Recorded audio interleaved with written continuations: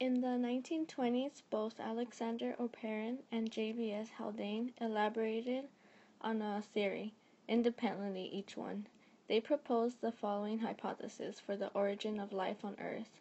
In an atmosphere that lacked oxygen, as primitive Earth's atmosphere did, ultraviolet and lightning might serve as sources of energy that converted atmospheric gases into a range of molecules that served as the basis for early life on Earth. Other energy sources involved in the early history of life on Earth might have included cosmic rays, volcanic eruptions, both above ground and below the ocean at deep sea vents, and at Earth's own internal heat. So basically, according to their theory, life evolved in the oceans during a period when the atmosphere was reducing, which meant that it contained water, ammonia, carbon dioxide, dicarbon, methylene, and basically the organic compounds were synthesized non-biologically by ultraviolet light, which in the absence of an ozone shield which would penetrate the upper layers of the ocean. Without free oxygen to actually oxidize them, these organic molecules would be stable and would accumulate in a warm, dilute broth that has been nicknamed Haldane soup. The first living organism would be a little more than a few chemical reactions wrapped up in a film or membrane to keep them from being diluted and destroyed.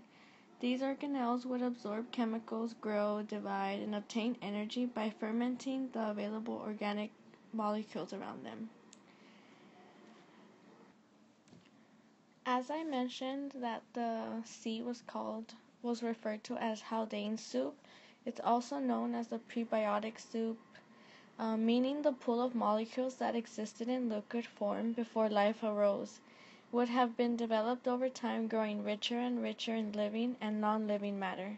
This pool of molecules might have grown more diverse as a result of matter arriving on extraterrestrial objects such as carbon-rich meteorites and comets, which are known to carry amino acids, purines, and pyrimidines. Oparin and Haldane hypothesized that the earliest life forms may have emerged from such a prebiotic soup, and that they may even have used various parts of this soup as a source of energy and nutrients. Okay, now let's talk about how their theory was actually proven. In the early 1950s, Stanley Miller and Harold Urey tried to test the plausibility of the prebiotic soup hypothesis for the origin of life.